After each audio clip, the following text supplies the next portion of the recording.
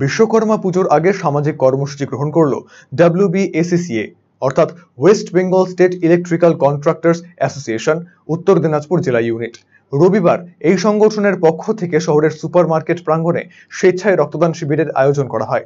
সংগঠনের সম্পাদক স্বরূপ মুখার্জি জানিয়েছেন, তাদের সংগঠন সারা বছর সমাজ সেবামূলক কাজে নিয়োজিত থাকে। তার অঙ্গ হিসেবে এই কর্মসূচি নেওয়া হয়েছে। এদিনের শিবিরে প্রায় শতাধিক রক্তদাতা রক্তদান করেন।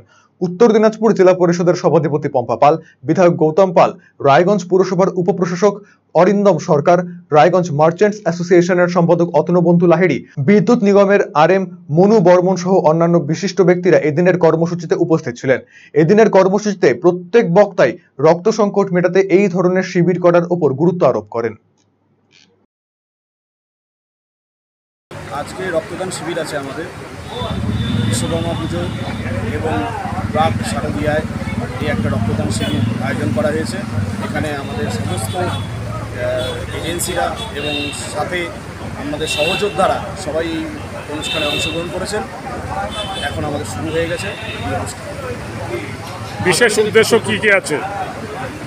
বিশেষ আমাদের এখন আজকে এই রক্তদান শিবির আছে, এরপরে পুজোর সময় বস্ত্র বিতরণ আছে। তাছাড়া আমাদের সারা বছর যেগুলো বিভিন্ন সময় যেগুলো চলে, ঝড় বৃষ্টি যা আছে, যেখানে যেরকম দরকার সামাজিকভাবে সাহায্য করা, আমরা সব কিছুতেই আমাদের সংগঠন সব কিছুতেই সেভাবে এগিয়ে। কতজন আজকে রক্ত দেবে? আজকে আমাদের টার্গেট আছে 150।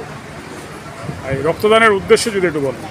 রক্তদানের উদ্দেশ্য বলতে এটা সামাজিক রক্তদান, মানে মহান দান, এর থেকে বড় দান হয় না। পৃথিবীর সবচেয়ে বড় দান রক্তদান। সেই অনুষ্ঠানটাতে রক্তের সংকট যখন চারদিকে চলছে, যদি আমরা কিয়দাংশ মেটাতে পারি, এই জন্যই আমাদের এই